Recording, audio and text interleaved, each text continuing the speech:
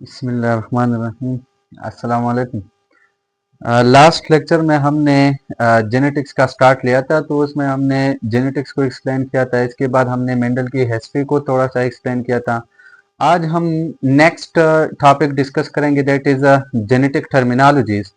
तो कुछ genetic terminologies है, मेंडल ने जो क्रॉसेस परफॉर्म किए थे या मेंडल ने जो एक्सपेरिमेंट्स परफॉर्म किए थे, उनको समझने के लिए पहले ये जो टर्मिनोलॉजीज है इसको समझना लाजमी है। तो आज हम उसी टर्मिनोलॉजीज को डिस्कस करेंगे।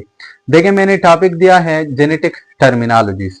तो इस जेनेटिक टर्मिनोलॉजीज को अब स्टार्ट करते हैं कि कौन कौन से जेनेटिक टर्मिनोलॉजीज हैं वो हम सीखेंगे। तो देखिए, starting with the name of Allah, सबसे पहले मैं एक जेनेटिक टर्मिनोलॉजी को डिस्कस कर रहा हूं, दैट इज अ कैरेक्टर। तो सबसे पहले आप लोग कैरेक्टर को समझने की कोशिश करें कि कैरेक्टर क्या होता है। ठीक है, अच्छा, कैरेक्टर को मैं यहां पर डिफाइन करूंगा कि कैरेक्टर जो ऑर्गेनिजम्स होते हैं, इसी ऑर्गेनिजम्स के जितने भी फिजिकल फीचर्स होते हैं, उन्हीं फिजिकल फीचर्स को हम क्या कहते हैं, दीज आर कॉल्ड कैरेक्टर्स। तो मैं यहां पर इसके साथ डिफिनीशन लिख रहा हूं कि एनी फिजिकल फीचर्स के जितने भी फिजिकल फीचर्स होते हैं, any physical features of organisms, कि ऑर्गेनिजम्स के जितने भी फिजिकल फीचर्स होते हैं, उन्हीं फिजिकल फीचर्स को हम क्या कहते हैं, दीज आर कॉल्ड कैरेक्टर्स। फिर जो कैरेक्टर्स है, उस कैरेक्टर के डिफरेंट फॉर्म्स होते हैं। अब जो कैरेक्टर के डिफरेंट फॉर्म्स होते हैं, उन्हीं फॉर्म्स को हम क्या कहते हैं, दीज आर कॉल्ड ट्रेट्स। तो दूसरा जो मैं यहां पर टर्मिनोलॉजी एक्सप्लेन कर रहा हूं, दैट इज अ ट्रेट्स। तो देखें, जो ट्रेट्स है ये क्या है। मैंने आप लोगों को ये बताया कि जो कैरेक्टर्स है, इसी कैरेक्टर्स के डिफरेंट फॉर्म्स होते हैं। उन्हीं डिफरेंट फॉर्म्स को हम क्या कहते हैं, these different forms of character are called traits. तो मैं यहां पर इसके साथ डिफिनीशन लिख रहा हूं कि different forms of characters, different form of characters are called traits. देखिए, मैं यहां पर एक एग्जांपल दे रहा हूं कि कैरेक्टर और ट्रेट्स, इन दोनों में डिफरेंस क्या है। तो मैं इधर एक कैरेक्टर लिख रहा हूं, फॉर एग्जांपल जनरल कैरेक्टर है, दैट इज आई कलर। ये एक फिजिकल फीचर है हमारी बॉडी का। तो ये जो आई कलर है, कुछ इंडिविजुअल्स ऐसे होते हैं, फॉर एग्जांपल कि उन्हीं इंडिविजुअल की जो आई कलर है वो ब्लैक होते हैं, और इसके अलावा कुछ इंडिविजुअल ऐसे होते हैं कि उसकी आई कलर किस तरह होते हैं, ग्रीन होते हैं। तो देखिए, ये आई कलर एक कैरेक्टर है, और इस आई कलर में जो ब्लैक आईज है, ब्लैक आईज, ये ट्रेट है। और इसके अलावा जो ग्रीन आईज है, ये भी उसी आई कलर का एक फॉर्म है। तो इसी वजह से ये जो दोनों हो गए, black and green eyes, these are the traits of the same character eye colour. तो ये क्या है, कैरेक्टर है, और इसके अलावा इसके जो डिफरेंट फॉर्म्स होते हैं उनको हम क्या कहते हैं, दीज आर कॉल्ड ट्रेट्स।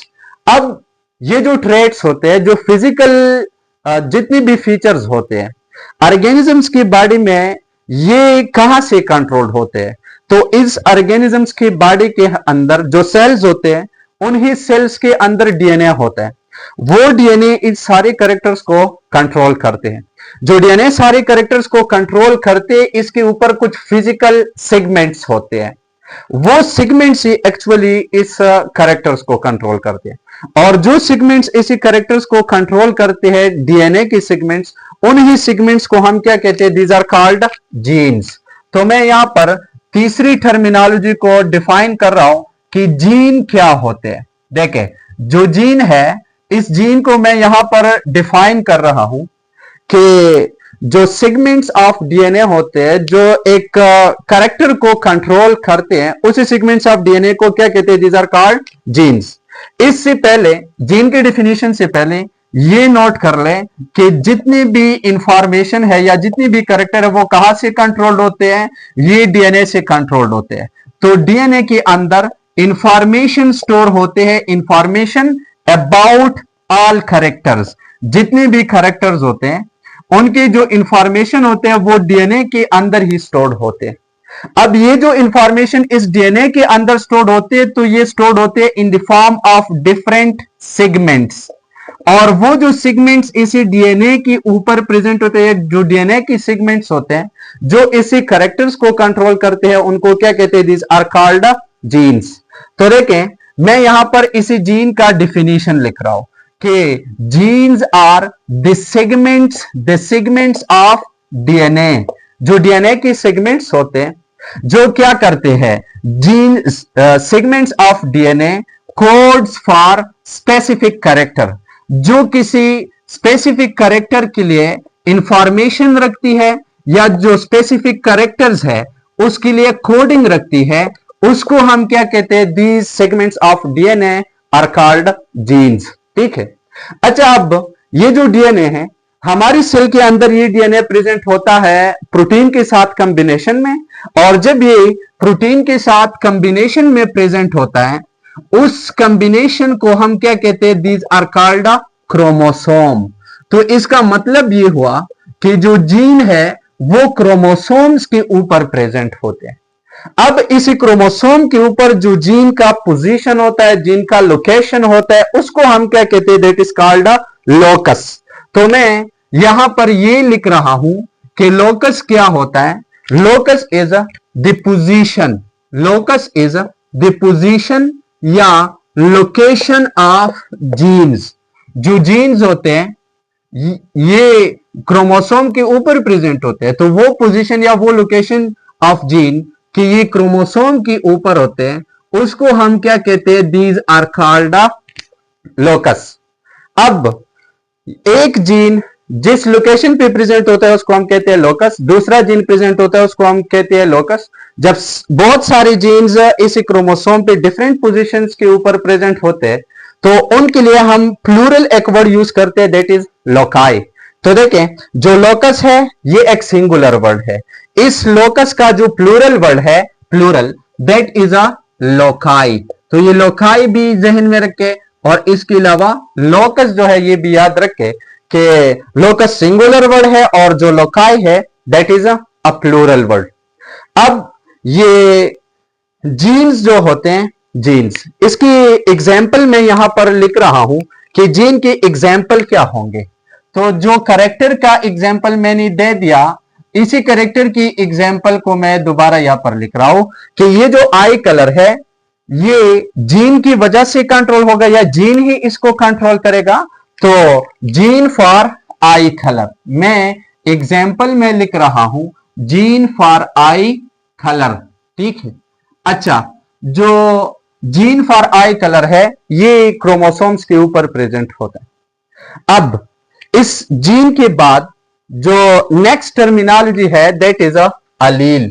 तो अब अलील को डिस्कस करने से पहले थोड़ा सा ये कॉन्सेप्ट जहन में रखे कि जितने भी सेल्स होते हैं, जितने भी सेल्स या उसी सेल के अंदर जो क्रोमोसोम्स होते हैं, full number of chromosome, diploid sales जो होते हैं, इसमें कुछ क्रोमोसोम्स जो है वो फादर की बॉडी से आते हैं और कुछ क्रोमोसोम्स मदर की बॉडी से आते हैं। ठीक है। तो देखिए, मैं यहां पर लिख रहा हूं कि फॉर एग्जाम्पल ये हमारे बॉडी का एक सेल है। हमारे बॉडी के सेल के अंदर कितने क्रोमोसोम्स होते हैं? Human cell consist of 46 chromosome. अब ये जो 46 क्रोमोसोम्स है, इन 46 क्रोमोसोम्स हम ऐसा भी कह सकते हैं कि there are 23 pairs of chromosomes. अब हम 23 पेयर्स ऑफ क्रोमोसोम क्यों कहते हैं? क्योंकि हमारे बॉडी का जो सबसे पहला सेल बनता है दैट इज जाइगोट। जाइगोट जब बनता है तो वो बनता है एग सेल और स्पर्म सेल के कॉम्बिनेशन की वजह से। तो जब स्पर्म सेल और एग सेल आप लोग देखें, इसमें कितने कितने क्रोमोसोम्स होते हैं? तो 23 क्रोमोसोम्स एक सेल में होते हैं, 23 क्रोमोसोम्स स्पर्म सेल्स में होते हैं। तो मतलब यह है कि 23 क्रोमोसोम्स इसी जाइगोट में मदर की बॉडी से आते हैं और 23 क्रोमोसोम फादर की बॉडी से आते हैं। अब ये जो 23 क्रोमोसोम मदर की बॉडी से आ गए और 23 क्रोमोसोम फादर की बॉडी से आ गए, मैं यहां इसको थोड़ा सा और इलाबोरेट कर रहा हूं कि फॉर एग्जाम्पल ये वही सेम सेल है, लेकिन इसमें जो दोनों सेट्स है मैं अलग ड्रा कर रहा हूं कि ये फॉर एग्जाम्पल जो ग्रीन मार्कर के साथ मैं रिप्रेजेंट कर रहा हूं, this is the set of mother, या ये मैटरनल क्रोमोसोमल सेट है। 1 2 3 4 अप टू 23 ये जो सेट है, फॉर एग्जाम्पल ये मदर की बॉडी से आया है। और इसके अलावा जो रेड मार्कर के साथ मैं ड्रा कर रहा हूं 1 2 3 4 अप टू 23 ये फ्रेटर्नल सेट है, ये फादर की बॉडी से आया है। अच्छा आप देखें, ये जो chromosome number 1 of the mother said है और chromosome number 1 of the father set है, ये साइज में, मॉर्फोलॉजी में, इसके अलावा इसका जो कंपोजिशन है, मतलब कि इसके ऊपर जो जीन्स प्रेजेंट होते हैं वो क्या होते हैं, वो बिल्कुल सेम होते हैं। तो ये जो पहले क्रोमोसोम है इन दोनों सेट्स के, इसको हम कहते हैं होमोलॉगस क्रोमोसोम। क्यों इसको होमोलॉगस क्रोमोसोम कहते हैं? क्योंकि इसके साइजेस भी सेम है, इसकी मॉर्फोलॉजी भी सेम है और इसके ऊपर जो जीन्स है वो भी सेम प्रेजेंट होते हैं। ठीक है, इसी तरह जो क्रोमोसोम नंबर 2 और 2 दोनों सेट्स के, these are also homologous pair, these are also homologous pair. तो देखिए इन होमोलॉगस क्रोमोसोम के ऊपर जो जीन्स होंगे वो बिल्कुल सेम होंगे। अब देखिए मैं यहां पर ये जो क्रोमोसोम नंबर 1 और क्रोमोसोम नंबर 1 दोनों सेट्स के हैं, मैं यहां पर ये दोबारा ड्रा कर रहा हूं कि for example this is the chromosome number 1 of the maternal set, और जो रेड मार्कर के साथ मैंने रिप्रेजेंट किया है this is chromosome number 1 of the paternal set. तो इसी क्रोमोसोम्स के ऊपर जीन्स प्रेजेंट होते हैं। फॉर एग्जांपल यहां एक जीन है, ये एक जीन है, बहुत सारी जीन्स जो है फॉर एग्जांपल इसी क्रोमोसोम के ऊपर मौजूद है। इसी तरह जो फादर की बॉडी से या पैटर्नल सेट का जो क्रोमोसोम नंबर 1 है इसके ऊपर भी ये जीन्स प्रेजेंट होते हैं। अब ये जो जीन है फॉर एग्जाम्पल ये जीन किस लिए मौजूद है, ऊपर जो मैंने एग्जाम्पल दिया है कि ये आई कलर के लिए मौजूद है, इसी तरह ये जो जीन है this is for I colour. अब देखें ये आई कलर के लिए दोनों जीन्स प्रेजेंट है, लेकिन मैं ये एग्जाम्पल दे रहा हूं कि जो मैटरनल सेट है इसके ऊपर जो आई कलर के लिए जीन मौजूद है या ये जो कॉपी मौजूद है ये क्या करता है, ये आई कलर को ब्लैक बनाता है, और पैटर्नल क्रोमोसोम के ऊपर जो आई कलर के लिए जीन मौजूद है ये इसी आई कलर को किस तरह बनाता है, ग्रीन बनाता है। तो इसका मतलब ये हुआ कि हर जीन के 2 कॉपीज प्रेजेंट होते हैं या 2 वेरिएंट्स प्रेजेंट होते हैं। वो जो 2 कॉपीज या 2 वेरिएंट इसके होते हैं, इन ही डिफरेंट फॉर्म्स या डिफरेंट वेरिएंट्स ऑफ जीन को हम क्या कहते हैं, दीज आर कॉल्ड अलील्स। तो मैं इसको अब डिफाइन कर रहा हूं कि ये अलील जो है, अलील ये क्या चीज होते हैं। मैंने समझा दिया कि यहां पर जो मैटरनल और पैटर्नल क्रोमोसोम्स होते हैं इन दोनों पे जो जीन है वो सेम होते हैं, लेकिन इन दोनों के जो न्यूक्लियोटाइड सीक्वेंस है उसमें थोड़ा सा डिफरेंस होता है, और उन्हीं डिफरेंस की वजह से उनका जो प्रोडक्ट होता है वो थोड़ा सा डिफरेंट होता है। तो देखे इसी वजह से ये जो जीन है इसके 2 डिफरेंट फॉर्म्स होते हैं। तो हर एक जीन के 2 डिफरेंट फॉर्म्स होते हैं, और जो डिफरेंट फॉर्म ऑफ जीन एक ही इंडिविजुअल के ऊपर या सेम लोकस के ऊपर प्रेजेंट होते हैं उसको हम क्या कहते हैं, दैट इज कॉल्ड एलील। तो मैं अलील को डिफाइन कर रहा हूं कि allele are the different forms of genes, कि जो डिफरेंट फॉर्म होते हैं जीन्स के उनको हम क्या कहते हैं, दीज आर कॉल्ड एलील। या दूसरा डिफिनीशन में यहां पर लिख रहा हूं कि the alternate form of genes, जो अल्टरनेट फॉर्म ऑफ जीन्स होते हैं वो क्या करते हैं, प्रेजेंट होते हैं, और ये एक ही कैरेक्टर को कंट्रोल करने के लिए प्रेजेंट होते हैं, for controlling the same character. ये सेम कैरेक्टर को कंट्रोल करते हैं, लेकिन ये सेम कैरेक्टर को डिफरेंटली कंट्रोल करते हैं। मैंने ऑलरेडी एग्जांपल दे दिया कि एक कॉपी जो है या एक फॉर्म जो है वो क्या करता है, आई कलर को ब्लैक बनाता है, दूसरा जो फॉर्म है वो आई कलर को ग्रीन बनाता है। तो सेम आई कलर को ही कंट्रोल करते हैं दोनों कॉपीज, लेकिन डिफरेंटली इसको कंट्रोल करते हैं। तो these alternate form of gene which controlling the same character but differently, उसको हम क्या कहते हैं, दीज आर कॉल्ड अलील्स।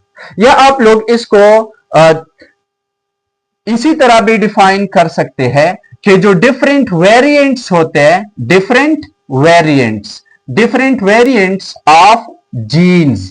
जो जीन्स होते हैं इसके जो डिफरेंट वेरिएंट्स होते हैं उसको क्या कहते हैं? These are called alleles. अब ये जो अलील है इसकी रिलेटेड जो टर्मिनोलॉजीज है वो डिस्कस करेंगे। तो देखें, मैं नंबर 5 टर्मिनोलॉजी यहां पर डिस्कस कर रहा हूं कि डोमिनेंट अलील क्या होगा और रिसेसिव अलील क्या होगा। देखें, मैं यहां पर लिख रहा हूं कि एक है डोमिनेंट अलील और दूसरा क्या है? रिसेसिव अलील।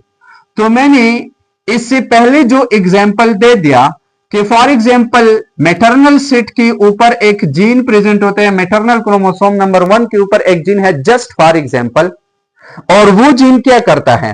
वो जीन इस आई कलर को कंट्रोल करता है। देखिए, मैं दोबारा यहां पर ड्रा कर रहा हूं। इसके अलावा जो chromosome number 1 of the father set है या पैटर्नल सेट है वो मैंने यहां पर ड्रा किया। देखिए, इस पे जस्ट फॉर एग्जाम्पल कि ये जो जीन है, ये जीन पेयर, ये किस लिए प्रेजेंट है? This is for I colour, ये आई कलर के लिए प्रेजेंट है। लेकिन मैंने क्या कहा कि ये मैटरनल क्रोमोसोम है, मैटरनल क्रोमोसोम के ऊपर जो प्रेजेंट है that is for black colour, और जो पैटर्नल सेट के ऊपर प्रेजेंट है या इस क्रोमोसोम के ऊपर जो प्रेजेंट है that is for green colour. अब देखिए, ये क्रोमोसोम दोनों जो है ये एक इंडिविजुअल में प्रेजेंट है। अब अगर इस इंडिविजुअल की आई कलर को हम देखें तो फॉर एग्जाम्पल इस इंडिविजुअल के जो आई कलर है वो क्या है? ये ब्लैक है। तो इस इंडिविजुअल में इसी अलील के जो प्रोडक्ट्स है या इस अलील की जो फिनोटाइप है या फिजिकल अपीयरेंस है वो शो हो गया है, ब्लैक आया है। जो ग्रीन कलर है वो डिसअपियर्ड हुआ है। तो देखें, ये जो अपीयर हो गया या वो अलील जिसने अपना एक्सप्रेशन कर दिया, ब्लैक कलर बना दिया, इसको आप लोग क्या कहेंगे? दैट इज कॉल्ड डोमिनेंट अलील। तो मैं यहां पर डोमिनेंट अलील को डिफाइन कर रहा हूं कि वो अलील विच एक्सप्रेसेस, कि वो एक्सप्रेस हो जाए, उसी अलील को हम क्या कहते हैं? These are called dominant allele. या दूसरा डिफिनेशन आप लोग इसका इसी तरह लिख सकते हैं कि ये वो अलील है, अलील विच मास्क, ये क्या करता है? मास्क करता है या हाइड करता है the expression of another allele, the expression of another allele. इसके साथ सेम लोकस पे जो एनदर अलील प्रेजेंट है, इस अलील की एक्सप्रेशन को ये क्या करता है? हाइड करता है। तो जो अलील इस दूसरे अलील के एक्सप्रेशन को हाइड करता है, इसी अलील को हम क्या कहते हैं? दैट इज कॉल्ड डोमिनेंट अलील। इसके अलावा जो तीसरा डिफिनेशन है इस अलील का, वो डोमिनेंट अलील का, वो आप लोग लिख सकते हैं कि वो अलील जिसका फिनोटिपिक एक्सप्रेशन शो हो गया हो, whose phenotypic expression are shown, वो अलील जिसका फिनोटिपिक एक्सप्रेशन शो हो गया हो, तो उसको हम क्या कहते हैं? These are called dominant allele. ठीक है। अच्छा, इसके साथ ये भी जहन में रखे कि जो डोमिनेंट अलील है, मेंडल ने इसके लिए कैपिटल वर्ड यूज किए थे। तो देखें, मैं यहां पर लिख रहा हूं कि जो डोमिनेंट अलील है इसको हम रिप्रेजेंट कर सकते हैं किस चीज के साथ? Represented by capital letter. इसको हम कैपिटल लेटर के साथ रिप्रेजेंट कर सकते हैं, या आप लोग इसको अपर केस लेटर भी लिख सकते हैं। तो dominant allele can be represented with capital letter और upper case letter. For example मैं यहां पर एक एग्जाम्पल दे रहा हूं कि जो मेंडल ने अपने एक्सपेरिमेंट्स में जो जीन या अलील यूज किए थे या एक्सप्रेस किए थे वो क्या थे? फॉर एग्जाम्पल कैपिटल टी, ये इसने डोमिनेंट अलील के लिए यूज किया था। For example capital R etcetera. तो ये क्या है? These are the letters by which we represent the dominant alleles. इसके अलावा जो नेक्स्ट दूसरा टाइप ऑफ अलील है वो क्या है? दैट इज अ रिसेसिव अलील। इस एग्जाम्पल में देखें, ब्लैक कलर जो है वो एक्सप्रेस हो गया है या ब्लैक कलर अपीयर हो गया, तो इसका मतलब यह है कि ये जो अलील है इसने अपनी एक्सप्रेशन कर दी है। ये जो ग्रीन कलर है ये ग्रीन कलर डिसअपियर हुआ है, ये यहां पर शो नहीं हुआ है। तो इसका मतलब है कि ग्रीन कलर के लिए जो अलील है वो सप्रेस रह गया है या इसने अपना एक्सप्रेशन नहीं किया है। तो उसी काइंड ऑफ अलील को हम क्या कहते हैं, these are called recessive allele. तो देखें नेक्स्ट टर्मिनोलॉजी में यहां पर लिख रहा हूं रिसेसिव अलील।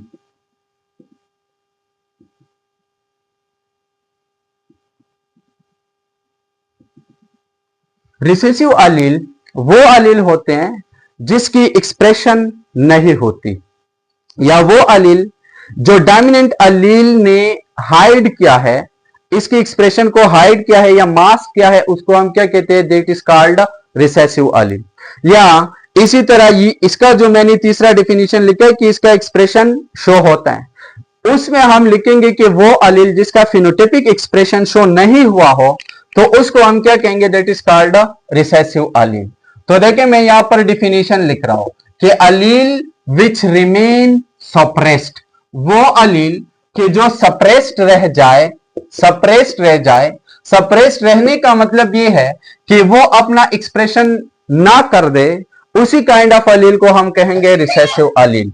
अच्छा, दूसरा डिफिनीशन मैं यहां पर लिख रहा हूं कि अलील विच आर मास्क्ड, वो अलील जो मास्क हुए हैं, which are masked by dominant allele, वो अलील जो डोमिनेंट अलील ने मास्क की है, उसको हम क्या कहते हैं, these are called recessive allele. या इसके अलावा तीसरे डिफिनीशन में इसके साथ लिख रहा हूं कि वो अलील whose phenotypic expression are not shown, whose phenotypic expression are not shown, कि इसका जो फिनोटाइप है वो शो नहीं हुआ हो, तो उसको हम क्या कहते हैं, दैट इज कॉल्ड रिसेसिव अलील। अब ये जो रिसेसिव अलील है, इसको जब हम रिप्रेजेंट करेंगे तो इसको हम सिंपली स्मॉल लेटर के साथ रिप्रेजेंट करते हैं। तो मैं यहां पर लिख रहा हूं कि they can be represented by small letter, या इसको हम रिप्रेजेंट करते हैं with lower case letter. Small letter को आप लोग लोअर केस लेटर भी कह सकते हैं।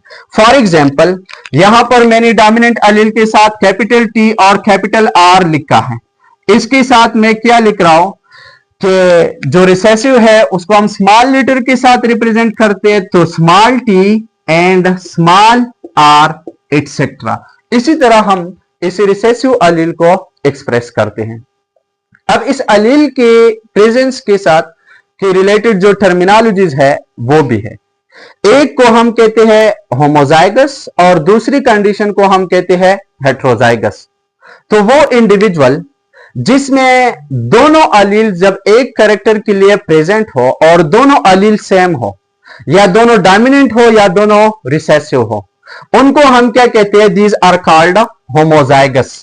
तो मैं यहां पर नंबर 7 जो टर्मिनोलॉजी है वो डिफाइन कर रहा हूं कि होमोजाइगस कंडीशन का या होमोजाइगस इंडिविजुअल का मतलब क्या है। होमोजाइगस इंडिविजुअल या होमोजाइगस कंडीशन को आप लोग क्या कह सकते हैं, this individual is also called favour line. इसको आप लोग फेवर लाइन भी कह सकते हैं। इसको डिफाइन कैसे करेंगे, तो मैं यहां पर डिफाइन कर रहा हूं कि ये वो इंडिविजुअल होते हैं, इसके साथ क्या प्रेजेंट होते हैं, having the same allele, having both same alleles for specific character, कि जो एक कैरेक्टर है, इस कैरेक्टर के लिए दो अलील्स प्रेजेंट होते हैं। वो दोनों अलील इसके साथ किस तरह प्रेजेंट होंगे, सेम प्रेजेंट होंगे, डोमिनेंट होंगे दोनों या दोनों रिसेसिव होंगे। तो उस कंडीशन को या उसी इंडिविजुअल को हम क्या कहेंगे, दैट इज कॉल्ड होमोजाइगस, या उसको हम क्या कहेंगे, that is called favour line individual. ठीक है, तो इसका जो बाकी पोर्शन है वो मैं यहां डिस्कस कर रहा हूं। देखें, इसको मैं हटा रहा हूं।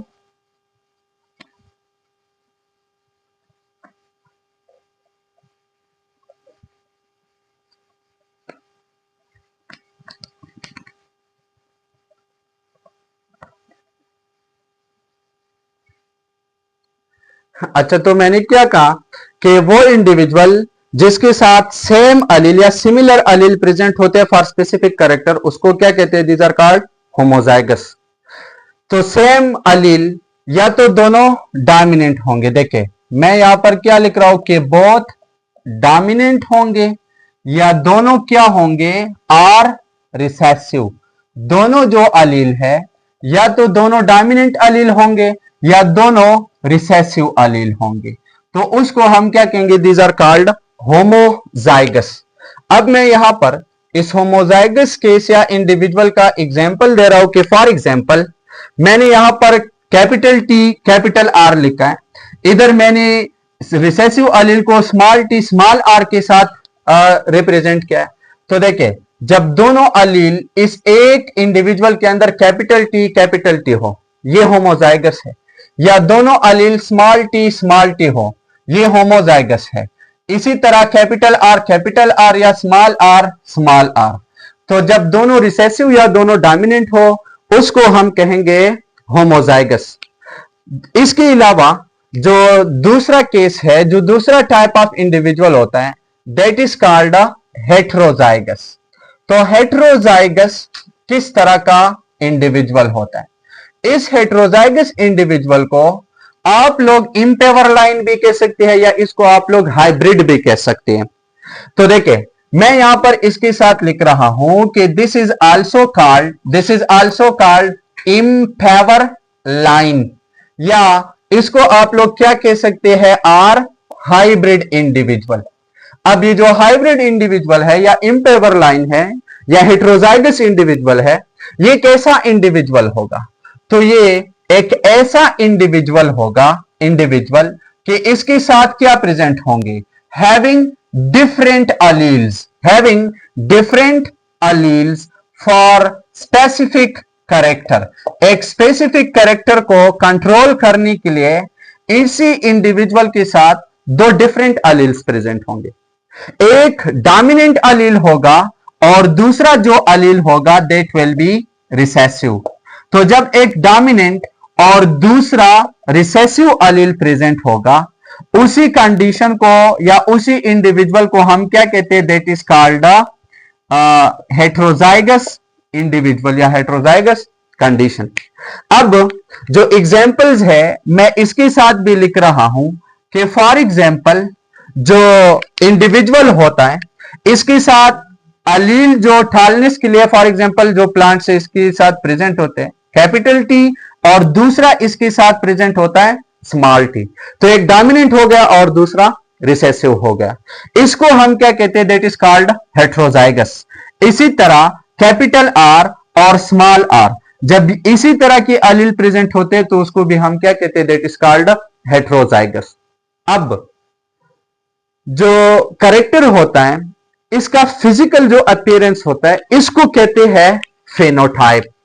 तो मैं यहां पर फेनोटाइप अब लिख रहा हूं कि फेनोटाइप क्या होता है। तो जो भी करेक्टर का फिजिकल अपीयरेंस होता है, उसी फिजिकल अपीयरेंस को क्या कहते हैं? That is called a phenotype. तो डिफिनेशन में इसके साथ लिख रहा हूं कि the physical appearance of character, और ये किसकी रिजल्ट में अपीयर होगा? Result from the expression of genes. जो जीन एक्सप्रेस हो जाए और उस जीन की एक्सप्रेशन की वजह से जो फिजिकल अपीयरेंस शो हो जाए करेक्टर का, उसी फिजिकल अपीयरेंस को हम क्या कहते हैं? That is called phenotype.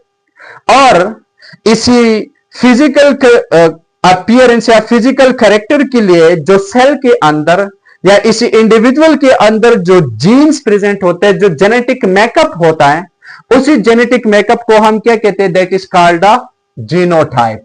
तो नेक्स्ट जो टर्मिनोलॉजी है वो मैं डिफाइन कर रहा हूं, दैट इज अ जीनोटाइप।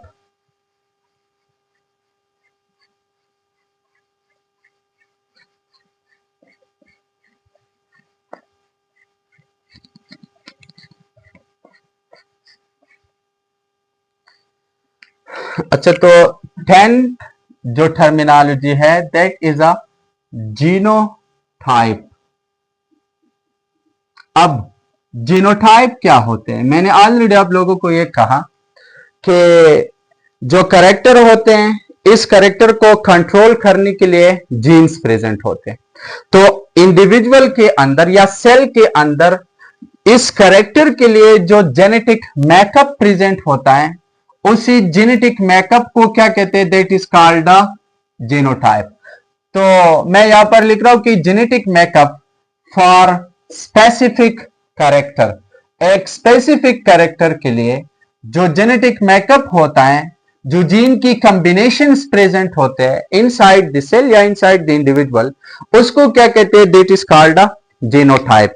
मैं फिनोटाइप और जीनोटाइप को इस एग्जांपल में डिफरेंशिएट कर रहा हूं।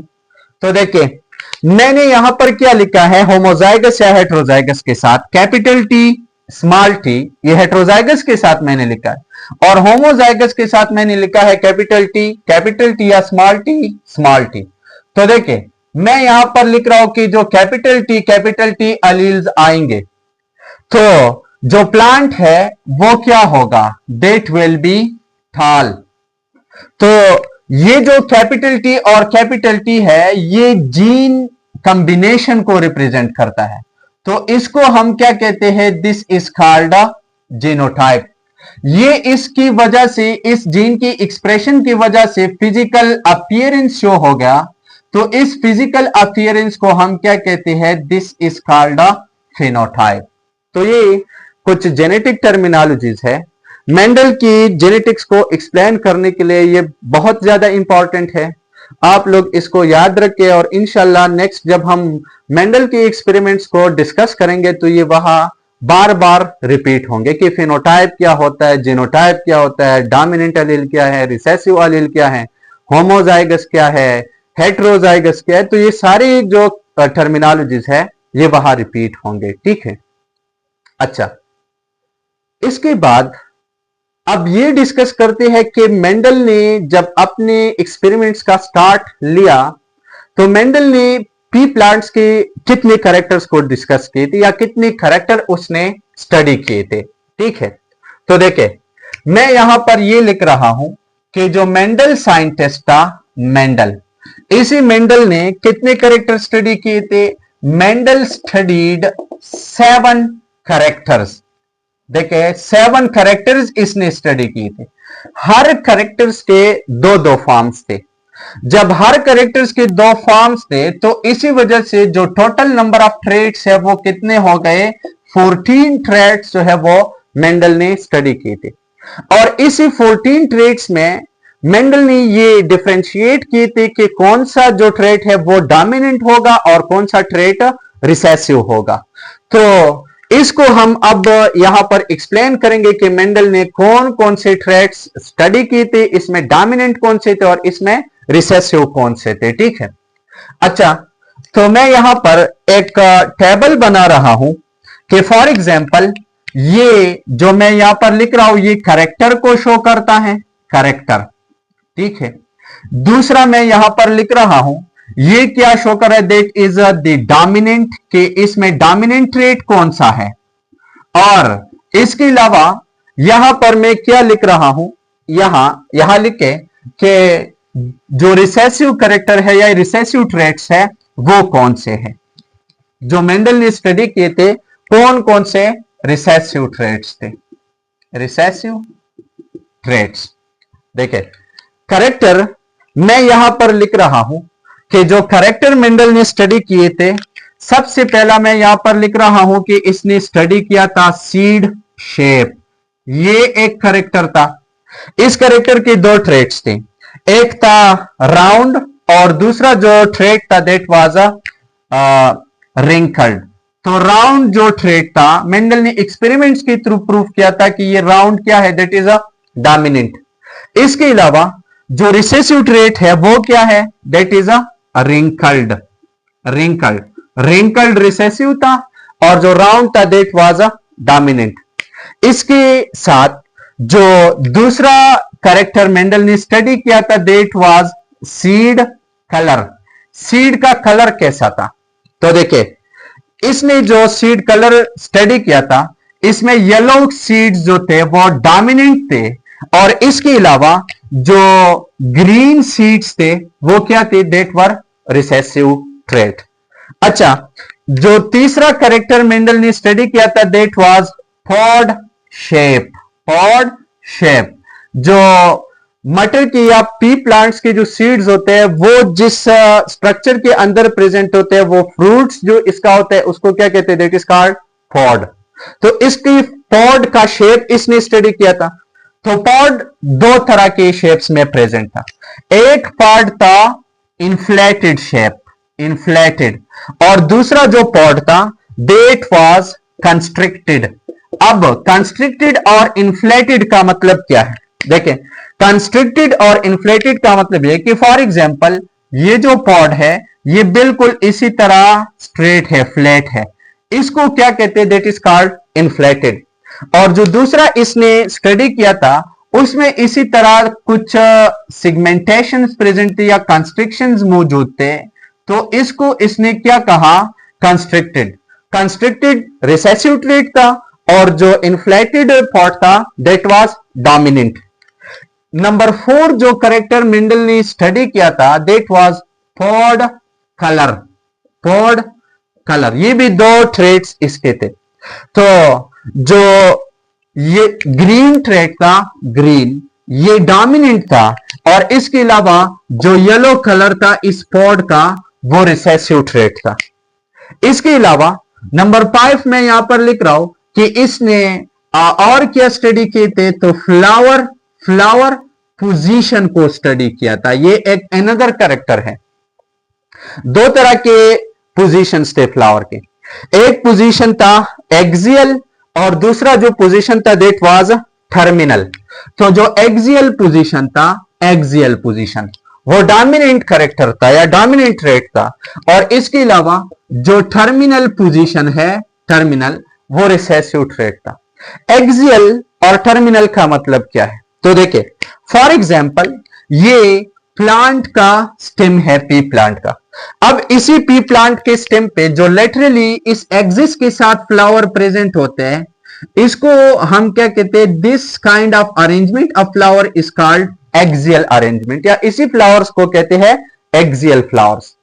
और इसके अलावा ये दूसरा देखे, फॉर एग्जांपल ये एक पी प्लांट का स्टेम है। इस पी प्लांट की स्टेम का जो टर्मिनल पोर्शन है यहां पर फ्लावर प्रेजेंट है। तो ये कौन सी फ्लावर्स है, दीज आर टर्मिनल। तो टर्मिनल रिसेसिव ट्रेट्स था और जो एक्सियल था वो डोमिनेंट ट्रेट था। इसके बाद जो छठा कैरेक्टर इसने स्टडी किया था that was the flower colour. Flower colour किस तरह था, तो दो तरह के कलर्स थे, एक पर्पल और दूसरा व्हाइट। तो जो पर्पल कलर था, पर्पल, वो डोमिनेंट था, और इसके अलावा जो व्हाइट कलर था, व्हाइट, वो क्या था, दैट वाज रिसेसिव। लास्ट जो कैरेक्टर मेंडल ने स्टडी किया था वो था स्टेम हाइट। जो पी प्लांट थे इसका हाइट कैसा था, स्टेम का हाइट। तो दो तरह के प्लांट्स थे, ठाल और ड्वार्फ। तो जो ठाल प्लांट्स थे, ठाल, ये डोमिनेंट ट्रेट था, और इसके अलावा जो ड्वार्फ प्लांट थे, या जो इसके लिए शॉर्ट वर्ड भी आप लोग यूज कर सकते हैं, तो मैं यहां पर लिख रहा हूं कि ड्वार्फ या शॉर्ट जो प्लांट थे वो कौन सा ट्रेट था, शॉर्ट या ड्वार्फ, वो रिसेसिव ट्रेट था, और टाल जो ट्रेट है दैट वाज डोमिनेंट ट्रेट। और ये इसको हम इसीलिए एक्सप्लेन कर सकते हैं यहां कि ये राउंड और yellow, inflated, green, axial, purple, ठाल, ये डोमिनेंट थे, और ये क्या थे, ये रिसेसिव। क्योंकि ये मेंडल ने अपने एक्सपेरिमेंट्स में प्रूफ किए थे कि ये क्या है, ये डोमिनेंट ट्रेट्स है और ये रिसेसिव ट्रेट्स है। किस तरह प्रूफ किए थे, तो ये हम मेंडल की एक एक्सपेरिमेंट में डिस्कस करेंगे मोनोहाइब्रिड क्रॉस में, कि किस तरह मेंडल ने इन कैरेक्टर्स को डोमिनेंट कहे थे और इन कैरेक्टर्स को रिसेसिव कहे थे। तो ये कुछ टर्मिनोलॉजीज और ये इंपॉर्टेंट पॉइंट्स है, ये याद रखें। और इसके बाद नेक्स्ट लेक्चर में इंशाल्लाह हम मेंडल के एक्सपेरिमेंट्स को डिस्कस करेंगे या क्रॉसेस को डिस्कस